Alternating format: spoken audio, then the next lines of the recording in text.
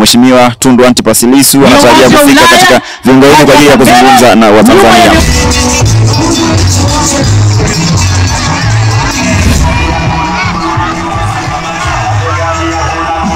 Sasa mimi nitawaambia jambo moja. Kwa nini tunasema no reforms, no election? Ndanda kuche! People! Leo chagua bado anasumbua amani ndio anajulikana diwani hapa. Naam, ni Jumamosi ya tarehe 5 Aprili 2025. Muungwana One TV tupo katika viwanja vya Madeko hapa Asia Ndanda, ambapo leo siku hii ya leo mwenyekiti wa Chama cha Demokrasia na Maendeleo Chadema Mheshimiwa Tundu Antipas Lissu anatarajia kufika katika viunga hivi kwa ajili ya kuzungumza na Watanzania. Nini atazungumza? Basi endelea kukaa na sisi Muungwana One TV. Mimi ni Bizo Malima, kila kitakachoendelea tutakujuza kupitia Muungwana One TV. Mheshimiwa mwenyekiti pamoja na wananchi wote ambao mpo kwenye viwanja hivi, kwa majina naitwa Bakari Baresa, ni mwenyekiti wa Chadema wilaya Masasi, lakini pia mimi ndio diwani wa kata ya Mkuti Masasi mjini. Waambieni wapangaji siku ya leo mwenye nyumba yuko Ndanda. Waambieni wapangaji siku ya leo mwenye nyumba yupo. Mwenye nyumba yupo. Mwenye nyumba si mnamjua? Ndanda wa nyumba si mnamjua? Kwa hiyo wale wapangaji ambao wamezoea kushinda kwao mpaka hawa polisi ambao kuwa kwenye buti, waambieni mwenye nyumba yuko mahali hapa. People. Mwenyekiti wa chama taifa, Mheshimiwa Tundu Antipas Lissu atawasili mahali hapa muda sio mchache. People. Atawasili mahali hapa muda sio mchache.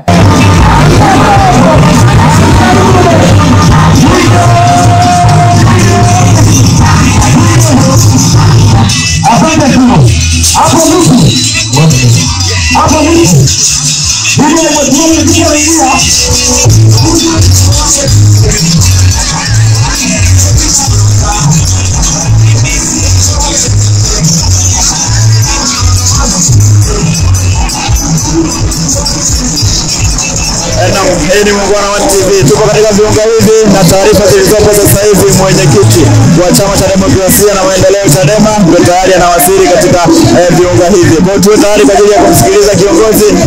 Sisi Muungwana One TV tutakujuza kila ambacho kinakuwa kinaendelea katika viunga hivi. Kamati kuu wamekwisha kuwasili, naomba tengeneza njia kwa ajili ya mwenyekiti ili aweze kupita na kuja tuweze kuwa na itifaki zetu za mtano rasmi.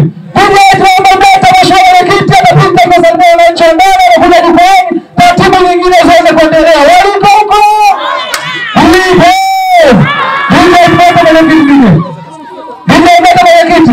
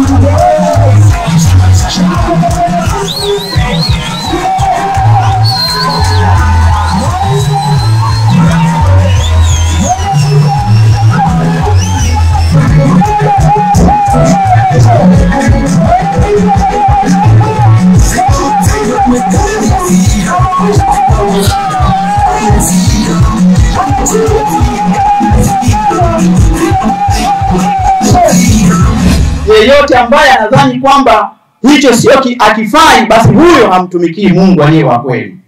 Kwa tuko mahali hapa, sisi kama kanisa hatuwezi kusubiri mpaka watu waanze kuwaka makongo ndio tuanze kujitokeza na majoho yetu.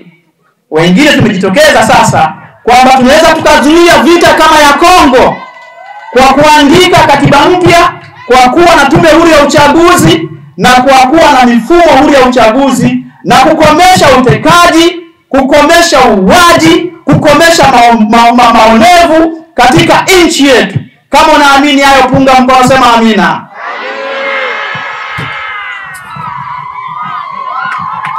Asante sana baba askofu.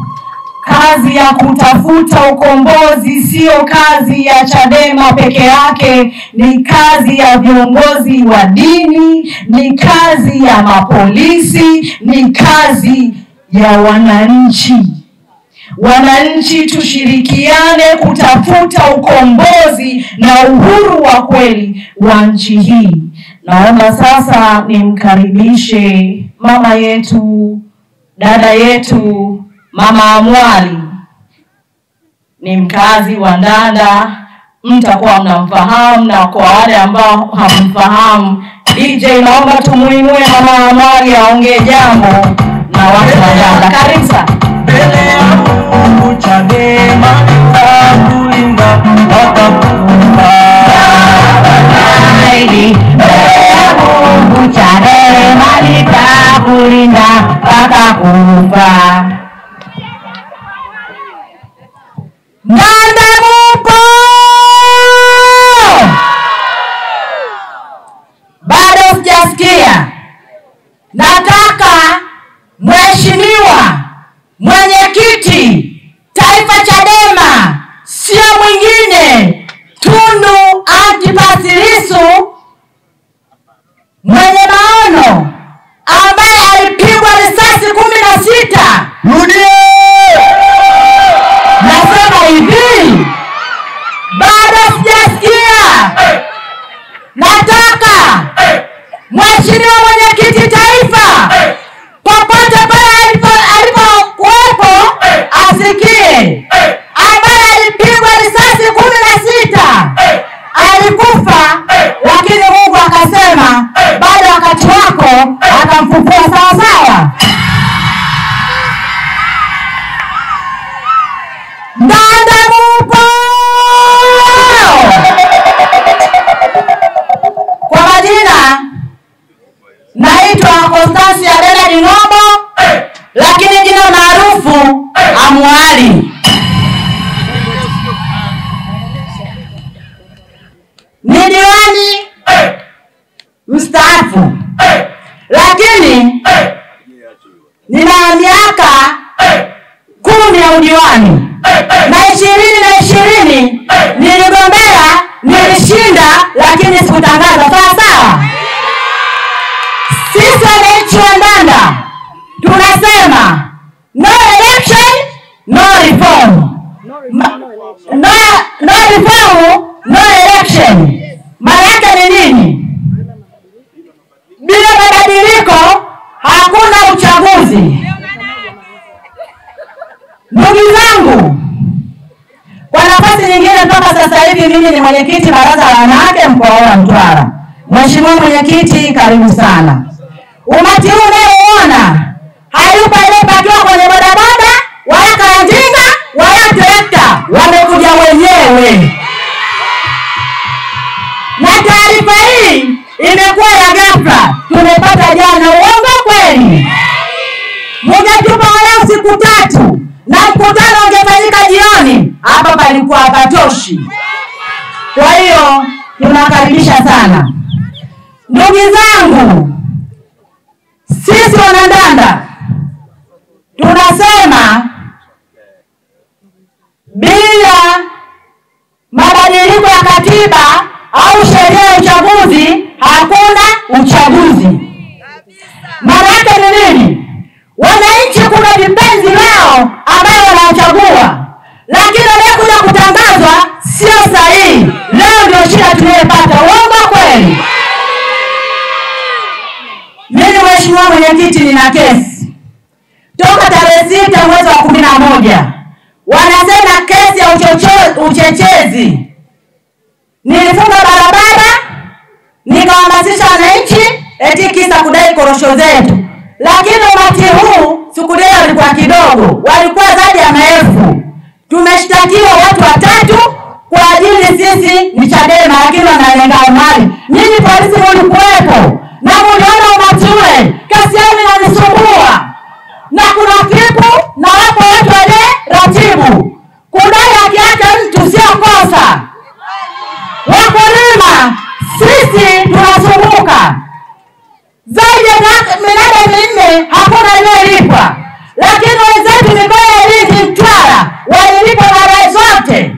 Wananchi walifunga barabara. Wakasema leo tunataka pesa zetu. Kwa nini zaidi ya minada 4 haijalipwa? Mimi najipitia eti mapolisi hao wakaniona mimi tu. Zaidi ya watu wote hao wakawaacha. Jamani, usinisumbue. Tunajua watu wote wanaratibu kila kitu. Hao wananchi walitaka hela zao na siku ile walilipwa. Ndio maana tunasema pasipo mabadiliko sheria ya uchaguzi hakuna uchaguzi. Asante sana, ninapenda kutokana na muda, nina mambo mengi. Leo mchagua bado wanasumbua mahali ndio anajulikana diwani hapa. Mheshimiwa mwenyekiti wa chama taifa,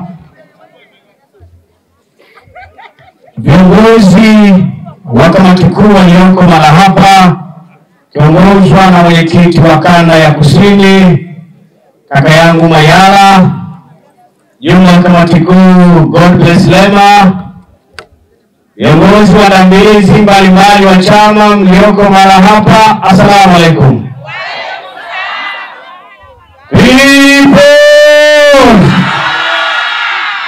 watu wa Ndanda, people. Ndugu zangu, tuna kila sababu ya kumshukuru Mungu kufika hapa Ndanda. Tuko kwenye operation ya kichama inayoongozwa na viongozi wetu wa kitaifa, kwa maana mwenyekiti wa chama, makamu mwenyekiti, ambaye naye na mikutano yake huko katika kanda yenu. Tunazunguka nchi nzima, tumetoka kumaliza kanda ya Nyasa, Rukwa, Songwe, Mbeya, Njombe, Iringa, na jana tumeanza kanda ya kusini. Tutafanya Lindi, Mtwara, tutamaliza mkoa wa Ruvuma na tutaelekea kanda nyingine. Tunazunguka nchi nzima kutekeleza wajibu wetu wa msingi kama chama cha siasa. Tunatambua kwamba Watanzania mmechoka na utawala huu wa CCM. Tunajua kwamba Watanzania mko tayari na wakati wote mmekuwa tayari kutunga mkono. Na jimbo la Ndanda ni moja ya majimbo ya historia. Niwahi kuwa na mbunge wa upinzani ambaye alitokea Chadema. Zaidi ya mara 100 nimeenda mahakamani, sikumbuki idadi. Nimekwenda magereza, sikumbuki idadi, kwa ajili ya watu. Kwa hiyo tunapokuja na ujumbe kwenu, mwelewe hatuko kwenye biashara, isipokuwa tuko katika mkakati maalum wa kusaidia maisha yenu. Kiangalia kuanzia Lindi kusini huku kumejaa utajiri mtupu, lakini hakuna watu wanaongoza kwa umaskini kama nyinyi. Mama zangu, vijana wenu wako Dar es Salaam ndio wauzaji korosho na sigara stendi kule ya Magufuli. Mtoka wapi? Mtwara. Mtwara. Watoto hawana hata nauli za kuja kusalimia wazazi. Huko wamebaki watu kwenye korosho. Korosho ni bidhaa adimu na muhimu sana, lakini angalieni maisha yenu. Kilimanjaro hatuna korosho. Hatuna ardhi kubwa kama nyie. Mimi naweza nikapewa urithi na babangu shamba haifiki robo eka. Labda ni hapa na kwenye ile gari pale. Lakini angalau Kilimanjaro ina tofauti, lakini nyie mna uchumi mkubwa wa ardhi, rasilimali kuliko hata mikoa ya kaskazini. Ni kwa sababu CCM imewafanya kuwa wajinga. Wajinga kabisa. Sasa mimi nitawaambia jambo moja. Kwa nini tunasema no reforms, no election. Sitaki mkariri huu msemo kama fashion ya Chadema. Nataka mjue maana yake ni nini, na nitaifanya kwa mfano. Na huo mfano taanzia hapa chini, mimi nitashuka chini. Wale ambao muone kule itabidi msogee hapa. Jioni watu watano. Mheshimiwa mwenyekiti wa kanda, naomba watu watano hapa. Mwanamke mama njoo, mama mmoja aje hapa. Mama mmoja njoo, mama njoo. Naomba na watu wengine, ndio kama njoo hapa. Watu wengine kama watatu, wanne, watano. Mama njoo hapa. Hapo wataona. Okay. Asante. Nimeona. Basi sisi mama panda hapa. Wewe utakuwa Samia leo. Panda hapa wote. Nani simameni hapo wote, nyimstoki hapo. Ndugu zangu, kwa nini tunasema kama hakuna mabadiliko katika sheria ya uchaguzi tutazuia uchaguzi? Sikiliza tume ya uchaguzi ilivyo. Mama, nitakutolea mfano kama Rais Samia, lakini naomba msamaha, wewe sio Rais Samia. Nakuomba radhi. Wewe ni mtu mwema kabisa. Ndugu zangu, tume ya uchaguzi ikoje? Huyu ni Rais Samia. Anamteua huyu hapa kuwa mwenyekiti wa Tume ya Taifa ya Uchaguzi, wa kusimamia nini? Uchaguzi. Anamteua na huyu kuwa mkurugenzi wa kusimamia uchaguzi. Huyu ni mgombea wa upinzani, anashindana na Samia. Samia ndio ameteua referee na landsman. Tunamwambia Samia, huu uchaguzi hautakuwa huru na haki kwa sababu refa ni wa kwako, landsman ni wa kwako. Ili uchaguzi uwe huru na haki, wewe usimteue landsman, usimteue refa. Samia huyu hataki. Lakini huyu Samia huyu ambaye ni rais, ambaye ni mgombea wa CCM, anamteua mkurugenzi wa halmashauri. Huyu mkurugenzi wa halmashauri ndio msimamizi wa uchaguzi ngazi ya jimbo mpaka chini kwenye madiwani, ndio msimamizi wa ndanda. Sasa huyu mkurugenzi, nyie mkishapiga kura, uteuzi wake umetoka kwa Samia. Njoo hapo kama njoo. Hapana, wewe hapa. Huyu Samia ndio amemteua huyu mkurugenzi. Njoo watu wawili. Alafu huyu mkurugenzi anawajibika, halmashauri zote ziko chini ya mkuu wa mkoa. Huyu ni mkuu wa mkoa. Na huyu mkuu wa mkoa ameteuliwa na Rais Samia ambaye ni mgombea. Alafu chini ya mkuu wa mkoa kuna mkuu wa wilaya, ambaye huyu mkuu wa wilaya ndiye bosi wa polisi wote mpaka OCD people. Sasa OCD na afisa wa usalama wa wilaya wanaenda kwenye kamati inaitwa kamati ya ulinzi ya usalama ya wilaya. Sasa huyu mkuu wa wilaya, mkurugenzi anaripoti kwake, na mkurugenzi yuko chini ya TAMISEMI.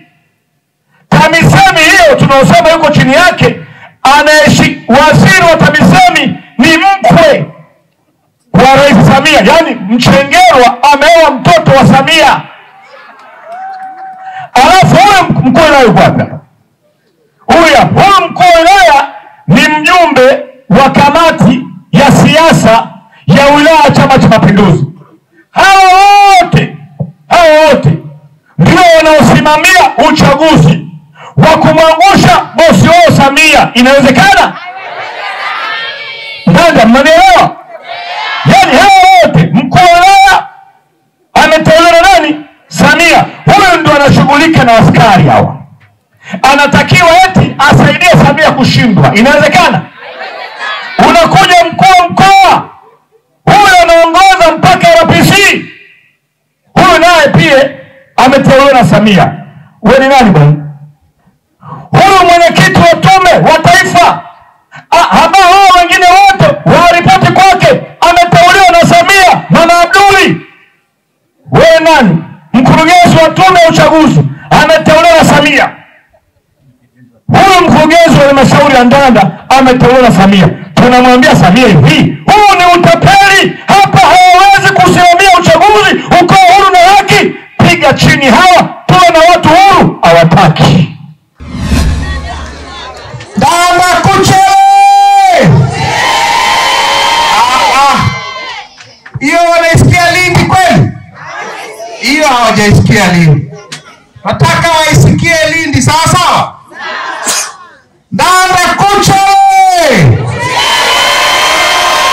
People!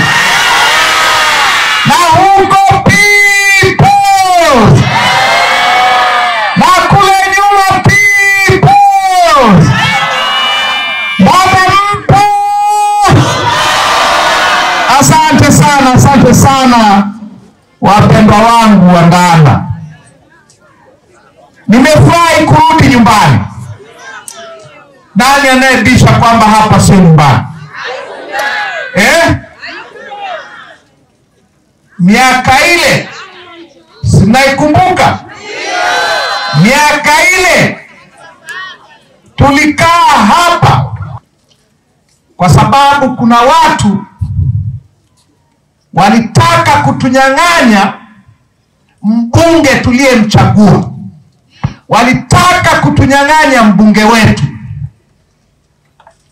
Nikaja hapa, tukakaa miezi sijui mingapi.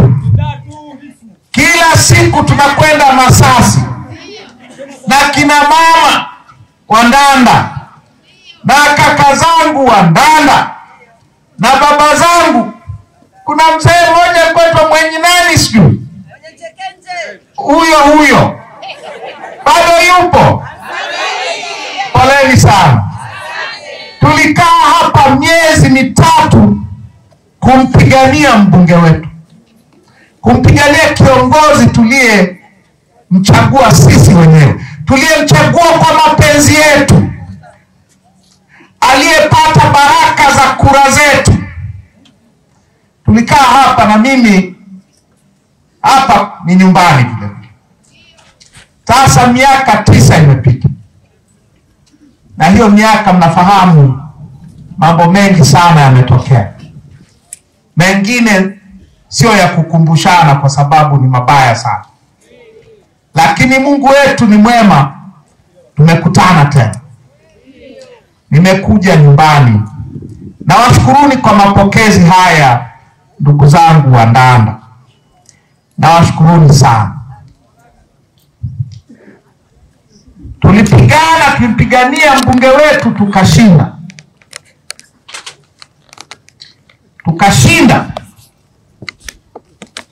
Halafu kuna siku mimi niko kitandani hospitalini na tibu majeraha niliyoyapata. Nikasikia huyo tuliyempigania amerudi CCM.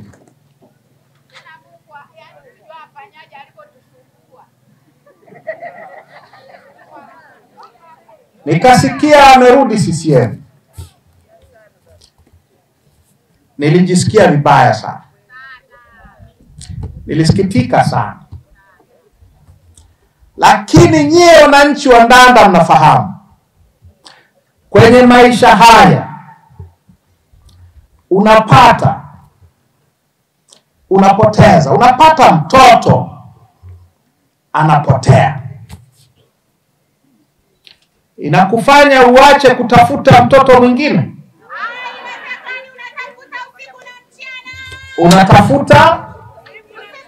Unatafuta mwingine. Ona, sisi lazima tuendelee kutafuta huyo ambaye hakuwa riziki. Tutafute ambao watakuwa riziki. Tutafute viongozi wa kwetu wa kweli, wenye uchungu na sisi wenyewe, wenye uchungu na sisi wa Ndanda, wenye uchungu na watoto wetu, wenye uchungu na wazee wetu, wanaotujali. Nchi hii miaka mingi iliyopita walikuwa wanatuambia hivi, ili nchi yetu iendelee lazima tuwe na vitu vinne. Lazima tuwe na watu. Tumeacha kuwa na watu Tanzania, tuko kwa mamilioni. Wakasema lazima tuwe na ardhi. Hatuna ardhi nchi hii. Wakasema lazima tuwe na siasa safi. Tumekuwa na siasa safi nchi hii. Wakasema lazima tuwe na uongozi bora. Na uongozi bora nchi hii. Sasa kama kweli ili tuendelee tunahitaji siasa safi na uongozi bora, maana yake ni kwamba tusipokuwa na hivyo vitu viwili hatutaendelea. Tusipokuwa na siasa safi na tusipokuwa na uongozi bora hatutapata maendeleo. Kila mzungumzaji hapa amesema tuna tatizo la maendeleo nchi hii. Tuna tatizo la maendeleo Ndanda hii, Mtwara hii, Kusini hii. Na ni kweli kabisa. Sababu yake ni nini? Ukilima ufuta, na nyie wananchi wa kusini mnalima ufuta sana. Ufuta unaotoka Tanzania zaidi ya 75%, robo tatu inatoka kusini. Mkilima ufuta, mbegu utafute wewe, shamba utafute wewe, kulima ulime wewe, upalilie wewe. Kama kuna dawa inahitajika upige kwa wadudu, uinunue wewe, upige wewe, uvune wewe. Ikishafika hatua ya kupata pesa, wanakuambia stakabadhi halali. Na korosho ni hivyo hivyo. Haya mapori hayo ufyeke wewe, upige dawa wewe, uhangaike wewe, uvune kila. Ikishafika mahali pa kuuza, unaambiwa stakabadhi halali, AMCOS na vitu vya aina hiyo. Mbaazi ni hivyo hivyo. Mazao yote ambayo wakulima wa nchi hii wanalima, wanahangaika wenyewe, hawapati msaada wowote wa serikali. Tumetoka kanda ya Nyasa, kuna mahindi sana, na mwaka huu watavuna sana mahindi, na mwaka ujao watalalamika kwamba mahindi yao yamekopwa na serikali, stakabadhi halali. Ikifika mahali pa wewe kupata pesa baada ya kutoka jasho mwaka mzima, wanakuambia sisi ndio tutakuuzia. Halafu wanachukua, wanaenda kuuza, unaanza kuhangaika kurudishiwa pesa zako, na wanakurudishia wanavyoona inafaa. Yes, nasema hapa, nimemsikia Amali anasema minada mingapi? Minada 4 hamjalipwa. Waliwasaidia nini wakati mnahangaika kulima hiyo korosho?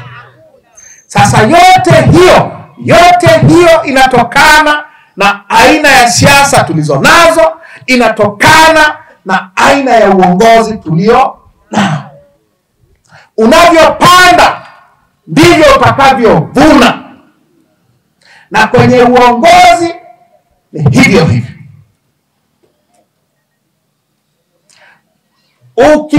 Ukipanda vibaya, Kwenye uchaguzi ukipanda vibaya unavunaje neema? Unavunaje viongozi wanaokujali kama wamepatikana bila kura yako? Mwenyekiti wa kijiji hujampigia kura, ukikabwa na polisi anakusaidia, atakuja kukusemea. Diwani hujamchagua, hujampigia kura, amepitishwa bila kupingwa. Wanaenda kule wanaweka ushuru wa mazao, wanaweka mageti ya mazao kila baada ya kilomita 1 barabarani. Kila ukipita getini unaambiwa toa hela. Kila ukienda toa hela. Ukifika mnadani toa hela. Utakaa uendelee? Huyo diwani atakuteteaje hujamchagua? Mbunge ambaye amepitishwa bila kupingwa, wanakaa bungeni, weka tozo ya simu, weka tozo ya hiki, weka tozo ya mafuta, wekata makato kwenye mishahara, weka kikokotoo kwa hawa mapolisi. Na tunapenda sana kuwasema hawa mapolisi, tunafikiria wao wana nafuu. Hawa mnafikiri wana nafuu?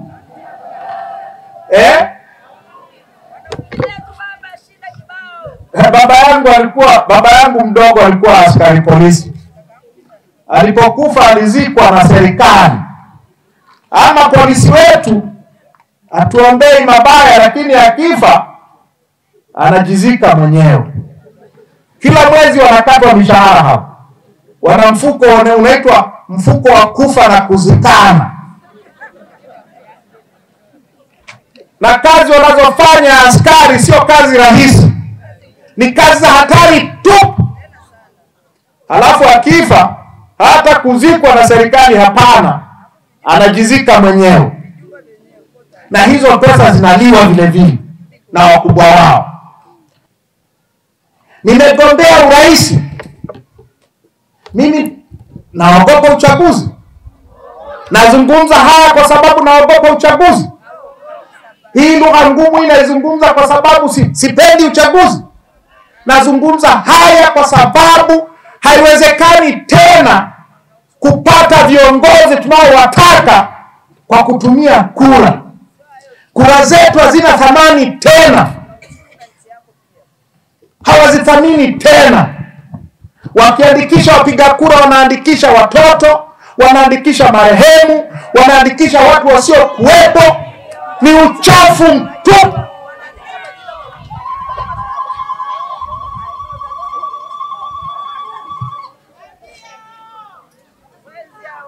Mwaka jana kwenye uchaguzi wa vijiji, wameenda wamechukua madaftari ya wakazi, wamechukua zile orodha za sensa, wakakopi majina. Ana miaka 5 sawa, ni mpiga kura. Ana miaka 10 haijalishi. Na ndivyo ilivyo kwenye uchaguzi mkuu, ndivyo ilivyo kwenye uchaguzi wa mitaa, ndivyo ilivyo kwenye uchaguzi wa vijiji. Kura haina thamani tena. Kwenye uchaguzi mkuu mliona 2020, wanakuja polisi kwenye vituo, wanajifanya wanalinda, kila mmoja na kibegi mgongoni. Wote siku ya uchaguzi wana vibegi mgongoni. Unafikiri kuna chakula, kumbe kuna kura za wizi.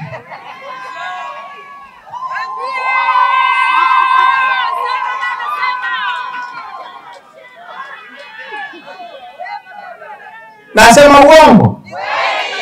Wanaosimamia kwenye vituo, wale waalimu, kila mmoja na kabegi. Jaribu kumwambia tukague uone maneno utakayoyapata. Vibegi vyenye kura za wizi. Wengine ambao hawajawahi kuvaa buibui siku wamevaa buibui. Ukimwambia funua hivi tuone una nini, ni kura za wizi tupu. Matokeo yake tunapata viongozi wasio tustahili. Sisi watu wa kusini, na leo viongozi nimezungumza maneno nafikiri inabidi ya sahihisho, na mimi nitayasahihisha. Hawa watu wa kusini sio wajinga. Nyie sio wajinga. Watu wa kusini sio wajinga. Mwaka 2015 Lindi ilitupatia wabunge 4 wa majimbo kati ya majimbo 8 ya Lindi. Lindi peke yake ilitupatia majimbo 4. Mtwara yenu hii ilitupatia majimbo mangapi? 5, au nakosea? Mtwara hii ilitupatia majimbo 5 wapinzani. Kanda ya kusini, Lindi na Mtwara ilipeleka wabunge wa upinzani 9.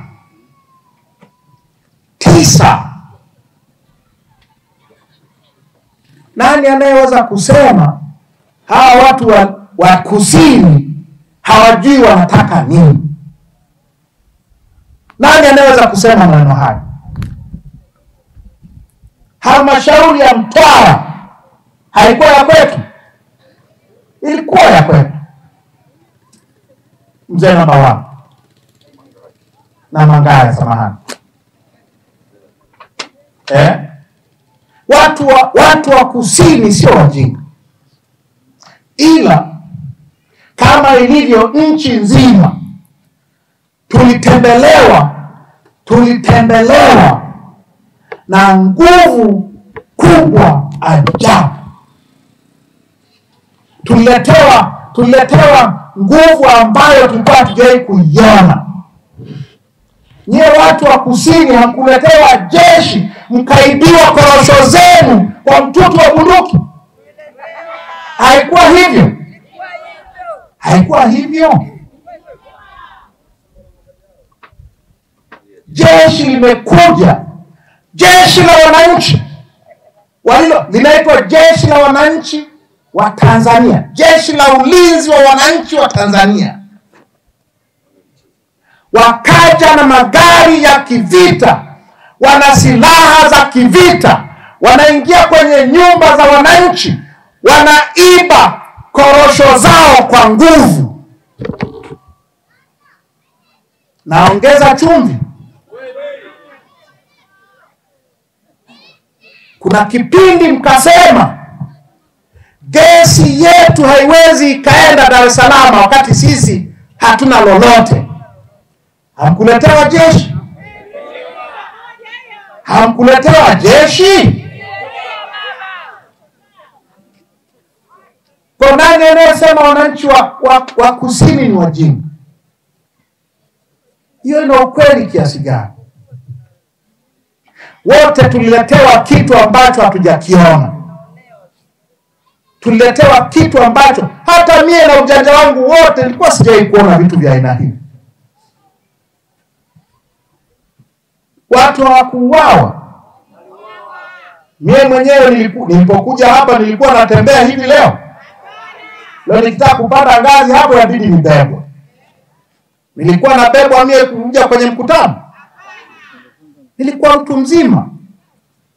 Lakini tulitembelewa na balaa nchi nzima. Na mambo yetu hayajakaa sawa mpaka tangu wakati huo. 2019 kwenye uchaguzi wa vijiji wakafuta wagombea wa upinzani nchi nzima. 2020 kwenye uchaguzi mkuu wakafuta wagombea ubunge na udiwani. Hapa kwenu hapa Mwambe kapita bila kupingwa, Nape kapita bila kupingwa, Majaliwa kapita bila kupingwa. Na nchi nzima tuna bunge ambalo lina wabunge wengi waliopitishwa bila kupingwa kuliko bunge lingine lolote tangu tumepata uhuru. Madiwani ambao ni madiwani kwa sababu wapinzani waliondolewa ni wengi kuliko kipindi kingine chochote katika historia ya nchi hii. Na leo tuna wenyeviti wa mitaa na vijiji ambao hawajachaguliwa na mwananchi yote, wengi kuliko kipindi chochote katika historia ya nchi hii. Ni kwa sababu ya hili balaa lililotutembelea baada ya 2015. Tunaposema no reform, no election, tunataka kuondoa hili balaa ili chaguzi zijazo ziwe chaguzi ambazo kura zetu wananchi wa Ndanda zitakuwa na thamani. Mkienda kupiga kura, iwe mwenyekiti wa kijiji au wa mtaa, iwe ya diwani au ya mbunge au ya rais, ukapige kura ukijua kura yako itahesabiwa na kura yako itathaminiwa. Sasa hivi haihesabiwi, haithaminiwi. Tunapachikiwa viongozi, na wakipachikwa wanatuletea balaa. Ndio maana tunazungumza no reform, no election.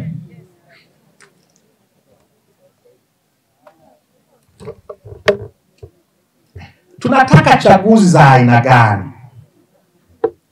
Ni reform gani tunazozitaka? Ili zikipatikana twende kwenye uchaguzi, kwa sababu sisi hatuogopi uchaguzi. Jambo la kwanza, ndugu zangu, Mheshimiwa Lema amezungumza vizuri sana. Tunataka hao wanaosimamia huo uchaguzi wasiwe na upande wanaoupendelea. Sasa hivi wote, kuanzia mwenyekiti wa tume ya uchaguzi mpaka mwalimu anayesimamia shule ya msingi ya Ndanda, wote ni watu wa CCM. Wote ma-DC ni wana CCM. Fikiria tu, mkuu wa wilaya anapokuja, siku hizi wanatembea na mapolisi kila mahali. Ukiuliza swali unashughulikiwa na DC na OCD, unabebwa. Na kwenye uchaguzi wote wako upande wa CCM. Watendaji wa halmashauri wote wako upande wa CCM. Watendaji wa kata wote ni wa CCM. Watendaji wa vijiji wote ni wa CCM. Kuna haki hapo? Kwa hiyo la kwanza tunalolitaka, huu utaratibu wote wa CCM uondolewe, tuwekewe utaratibu bora zaidi. Na huu utaratibu bora zaidi sio kwamba haufahamiki.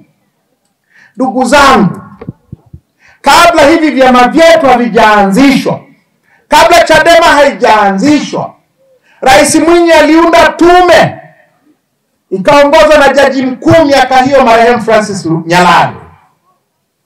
Tume ipendekeze namna ya kwenda kwenye mfumo wa vyama vingi wenye tija. Tume ya Nyalali ikasema, cha kwanza, katiba mpya.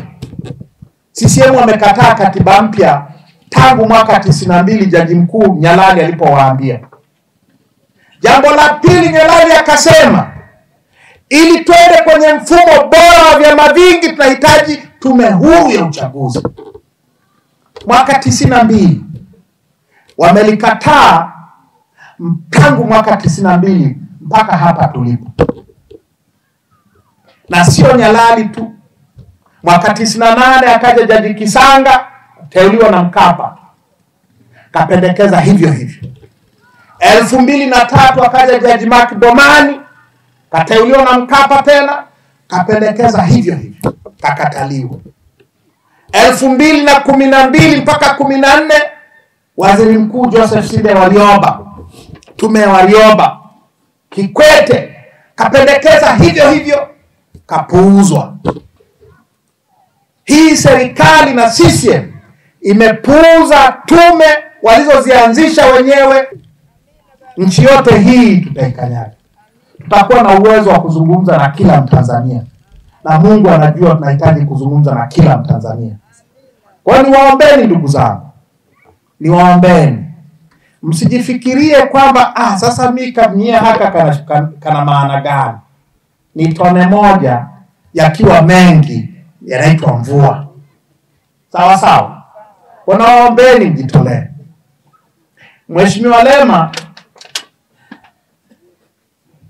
Mheshimiwa Lema ndio mtaalamu wa haya.